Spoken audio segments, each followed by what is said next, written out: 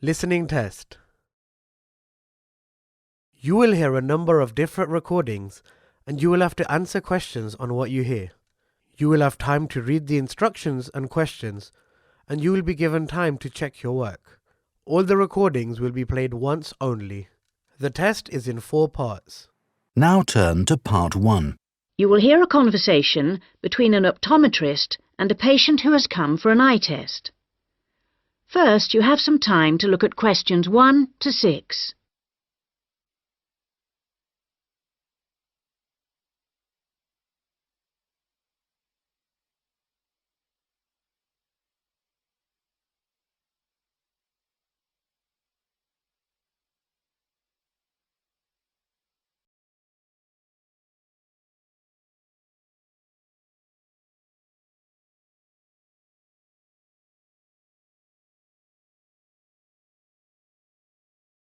You will see that there is an example that has been done for you.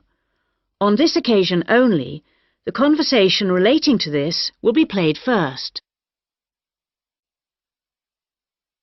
Good morning. Can I help you? Yes, I'm here for an appointment at 10 o'clock with the optometrist. I'm a little early. I know it's only 10 to 10. Are you Simon Lee? Yes, I am. The time of the appointment is 10 o'clock, so 10 a.m. has been written in the space. Now we shall begin. You should answer the questions as you listen, because you will not hear the recording a second time.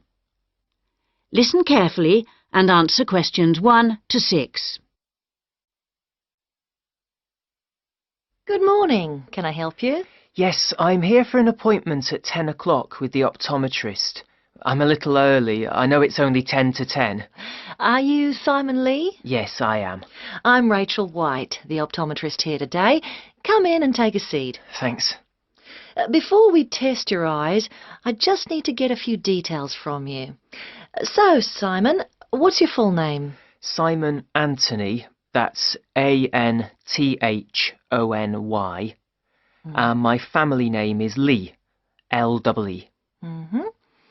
And your date of birth, Simon? The 1st of June, 1989. The 21st of June? No, the 1st of June. Oh, whoops, sorry. 1989. Ah, same year my son was born. What's your current address? I'm living at a hall of residence. Which one? At University Hall, not far from here, in Adams Terrace. University Hall. And do you have any medical insurance? Yes, I'm fully covered. And who are you insured with? I'm with Health for Life. Healthy Life. No, people always get that wrong. It's Health for Life. They're part of some big insurance company. Good. Now, Simon, have you ever had your eyes tested before? Yes, once, but not recently. It was when I was still at school. So, roughly when would that have been? Probably around September 2007. No, on second thoughts, it must have been the year before. September 2006. And my eyesight was fine then. But you're having a little difficulty now, are you? Well, yes. Since I started at university, I've been having difficulty with distance vision. I can't always see things in the distance. Well, let's have a look. Now, I'm just going to cover your left eye. Yeah. Can you read the top line? Yes. RBQS.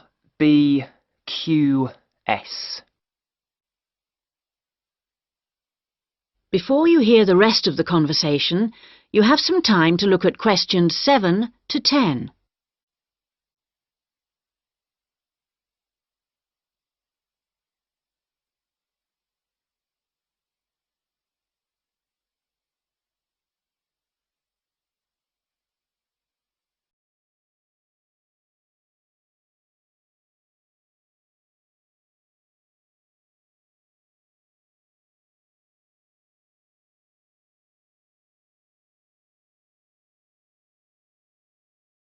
Now listen and answer questions 7 to 10. Well, Simon, your eyes have obviously got a little worse since your last test, and I think you're going to need to wear glasses. Not all the time, and not so much for reading or close work, but definitely for driving. Right, yes, I thought that was probably the case. So now you need to choose some frames. There's a wide range to choose from, as you can see. Can you give me some idea of the difference in cost? I quite liked the idea of some frameless glasses. Did you? Well, the prices vary enormously, like everything, but the frameless ones are the most expensive. The cheapest are the ones with the full frame. Perhaps I'd better go for those. Or why not try these ones with the half frame? They're not too bad. Yes, they look quite nice, and they're strong. Far less likely to break than the frameless ones. Oh, that's a good point. OK, I think I'll take those ones. If you pop back next Monday, I should have them ready for you, and you can pay for them when you pick them up. Thanks very much. Can I pay by credit card? You can, but there'll be a slight charge if you do that. Right, I'll pay by cash then, if you don't mind. No problem. Cash, credit card, debit card, all the same to us. See you on Monday. That is the end of section 1. You now have half a minute to check your answers.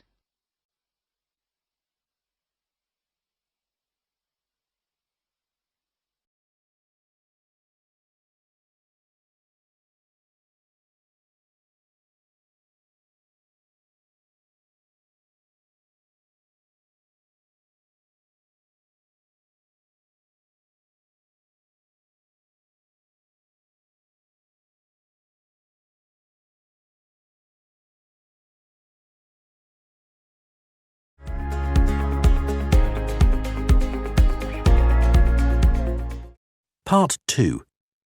You will hear an extract from an audio guide to the Taj Mahal. First, you have some time to look at questions 11 to 16.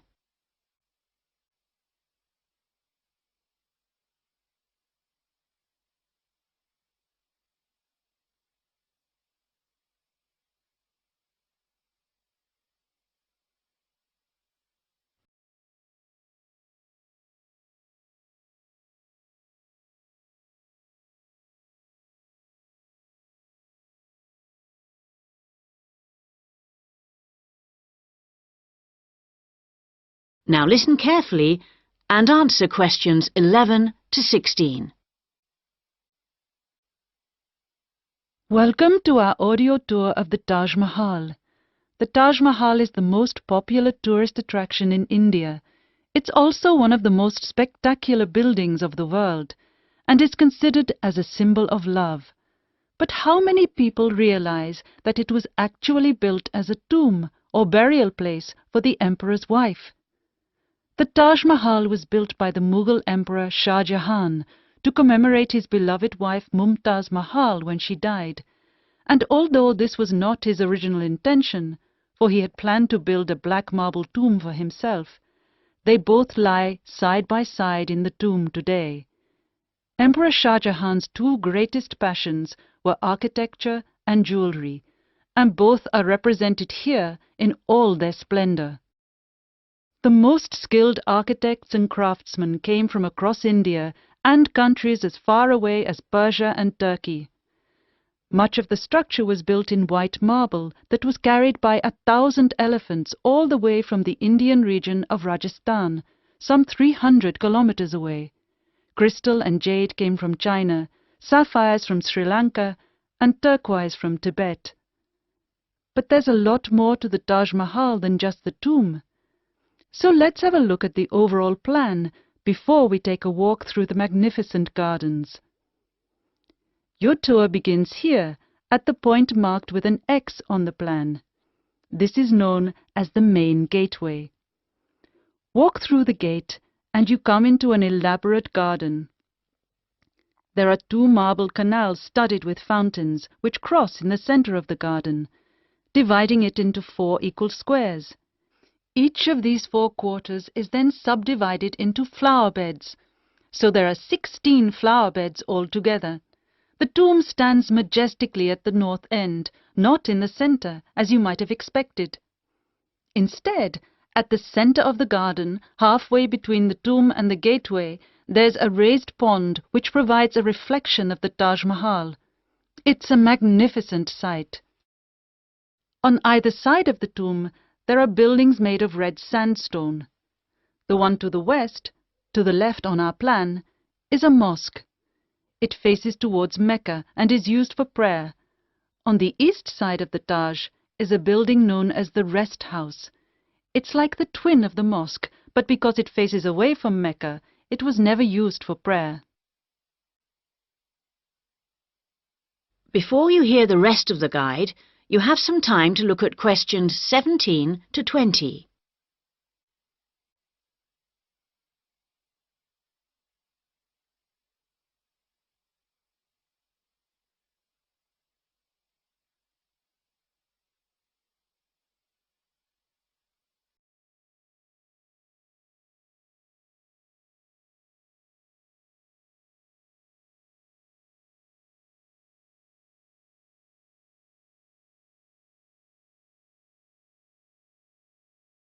Now listen and answer questions 17 to 20. Many people have asked what the rest house was for. Was it a place for pilgrims to stay? Was it a meeting hall of some kind? Perhaps the most likely answer to this question is that its purpose is purely aesthetic, to act as a visual balance for the mosque and preserve the symmetry of the design of the whole complex. Let's have a look at some of the engineering features of the garden. For one thing, they require a constant supply of running water. When it was built, water was drawn from the river manually, using an elaborate rope and bucket system, pulled by a team of bullocks. The water was then brought through a broad water channel and held in a number of supply tanks. These tanks were at varying heights off the ground and were ingeniously designed to store the very large amounts of water required. Using an elaborate system of underground pipes, the water was then distributed from the supply tanks to each of the fountains. To ensure that the water pressure was the same throughout the garden, there was a copper pot under each fountain connected to the water supply. It was undoubtedly a brilliant system. That is the end of section 2. You now have half a minute to check your answers.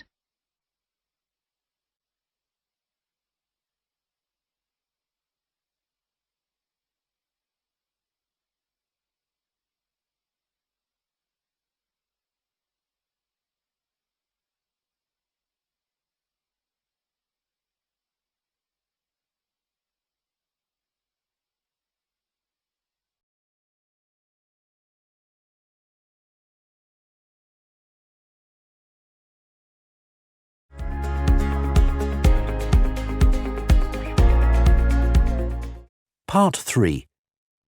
You will hear a tutor and 2 students discussing the crop rice. First, you have some time to look at questions 21 to 24.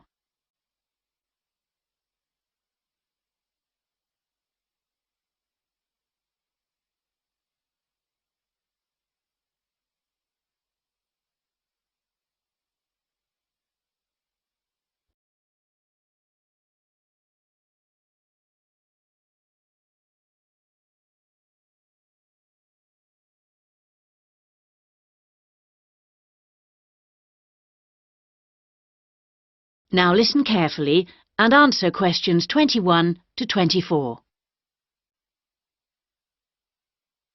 Good morning, everyone. So, following on from our tutorial on European agriculture last week, Daisy and Eric are going to talk about the most commonly grown crop in Asia, which is, of course, rice. Eric, can you tell us what you've been working on? Yes, sure. We've been looking at the role of rice in a number of countries, how it's grown, ways of increasing production. As I'm sure you know, rice is the staple diet throughout Asia and, in fact, 90% of the world's rice is grown and eaten there. Daisy's got some background on that. Well, rice was originally a wild plant which started out in the tropical regions of Asia. But there are literally hundreds of varieties today, and each with different qualities. For instance, one will survive floods, while another will grow in relatively dry conditions. A third has a really lovely smell. But wherever it grows, rice needs a lot of water. What do you mean by a lot? Well, it takes about 5,000 litres to get a kilogram of rice. This can be supplied either naturally or by irrigation. And as most rice-growing countries suffer from unpredictable weather, including drought, water management really is the key. Research has become so important now that each rice-growing country in Asia has its own research institute. Whether we're talking about Japan, China or Bangladesh, and they're all coordinated by a group in the Philippines called the International Rice Research Institute. Interesting. Bangladesh, for instance, has been successfully using different rice varieties and fertilizers for 30 years. But because it's such a flat delta country, it's very difficult for the water to drain away after the monsoon season, so they need to find special rice crops that can survive the floods. And with global warming, the situation is more urgent than ever. Before you hear the rest of the discussion, you have some time to look at questions 25 to 30.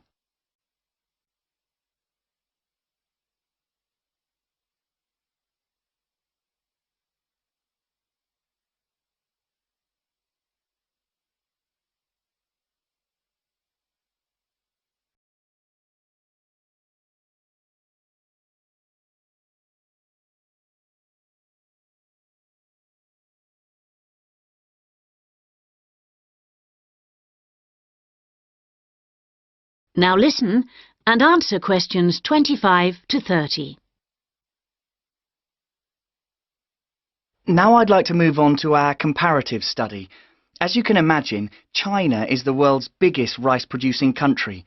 Collectively, the Chinese people probably eat more than 3 billion bowls of rice every day. Quite a statistic. And of course, rice plays an important cultural role too. We then compared China to Thailand. You know, even though Thailand only has about 64 million people, it's the world's #1 exporter of rice. Not China, as you might imagine. Is that so? Yes, they send their rice everywhere, in particular to Europe, as well as Africa and the Middle East. Apparently, the fact that jasmine rice is growing in popularity is one reason why Thailand's rice export industry is doing so well. People want something a bit different. And of course, Thailand is well suited to rice growing. Good climatic conditions and lots of fresh water. Going back to China for a minute, we should mention that at the Rice Research Institute in Huangzhou, they're working on ways of improving rice yields using less water. By yields, you mean the amount they can grow? Yes, they're trying to find ways to get more rice from less land, improve the taste, but also have other things in it besides carbohydrates so that it's healthier, better for you. Good idea, considering it's the staple food. And then you've got Japan, which is totally self-sufficient when it comes to rice. This is basically because they have a high tariff on imported rice, so everyone buys the homegrown product, and they don't export much. Yes, but you know, even though rice is a kind of sacred crop there, consumption is only half what it was in the 1960s. This trend isn't evident in Thailand or China. Interesting that you mentioned how rice is almost sacred in Japan, because I believe in Thailand it also plays an important cultural role. Absolutely. They have the royal ploughing ceremony every year, which the king always attends, and he actually scatters a new stock of seed to the farmers, who pour into Bangkok for the event. What about the global interest in organic farming? Is there such a thing as organically grown rice? Yes, indeed. And the Japanese are getting quite a taste for it, apparently. There's an experimental farm near the city of Akita in the Japanese rice belt, famous for its sake, by the way, which has pioneered organic rice production, and now it's sold all across the country. It's a bit like the recent popularity of jasmine rice in Thailand, but that's for the export market, of course. Interesting how attitudes change, isn't it? That is the end of section 3. You now have half a minute to check your answers.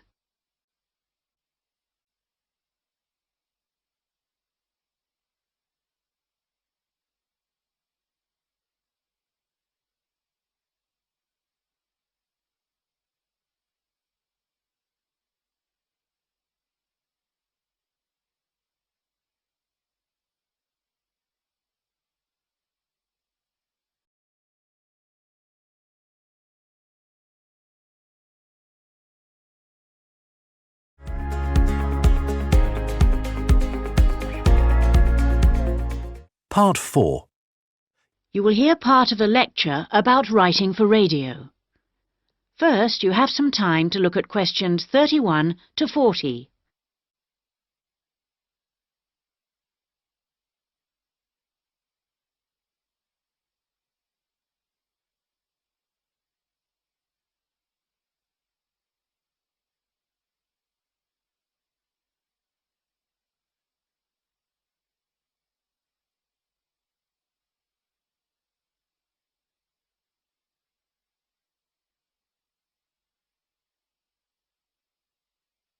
Now listen carefully and answer questions 31 to 40.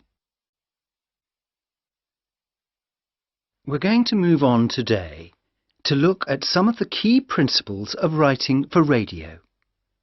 Of course, the main thing that you have to remember is that a radio script is not written to be read, but to be spoken and heard. Now, putting this into practice is more difficult than it seems, because writing as we speak involves abandoning many of the normal rules of writing that have been taught to us from an early age.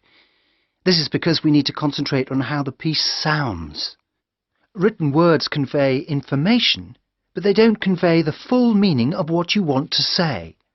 They don't tell you what to emphasize, what speed something should be read at, or where the pauses should come. So these have to be indicated in a script. Whatever is said on radio, whether it's a link to a magazine program, a film review, or even a voice piece in the news, needs to sound as if it's coming from the mind of the speaker, almost like part of a conversation, rather than something that's being read. Before you begin to write, it's a good idea to know who you're talking to visualize a typical member of the radio station's audience. If you're writing a film review for a local audience, for example, think about how you'd tell your grandmother about the film. Or if you're reviewing a pop concert, think about how you'd tell your friend about the band. The words have much more impact if each person feels they're being spoken to directly. So your tone needs to be informal. Rather than using impersonal words like listeners or the audience, you can make it more informal. Include them in what you're saying by referring to us and we. Once you know who you're talking to, the next thing is to work out what you're going to say. Don't forget that the person listening to you has no opportunity to ask questions. And in the same way, you can't repeat what you've just said. For these reasons, it's important that your script is logical and progresses smoothly. Too many facts too close together will cause confusion, so space them out evenly. The best scripts allow listeners to visualize what you're describing. For example, instead of giving the physical dimensions of a field, describe it as being the size of, say, a football pitch.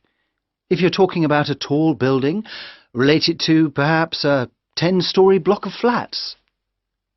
Now, all scripts need something that will grab the attention of the listener.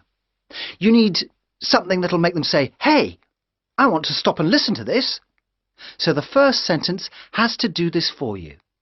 It needs to be intriguing, interesting, and then it needs to be backed up by a second sentence that explains what you're talking about. The last sentence should also give your listeners food for thought and can be in the form of a question or a statement that sums up the item. After you've finished your script, you need to polish it up. And the most effective method of doing this is by reading it aloud. This also helps you to avoid tongue twisters or words that you might find awkward to pronounce.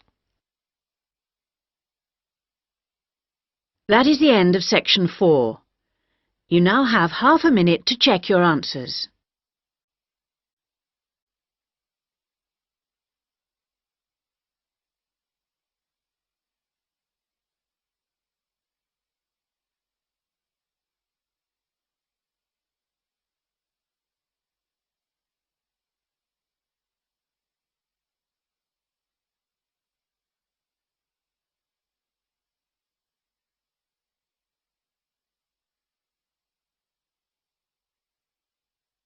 That is the end of the listening test.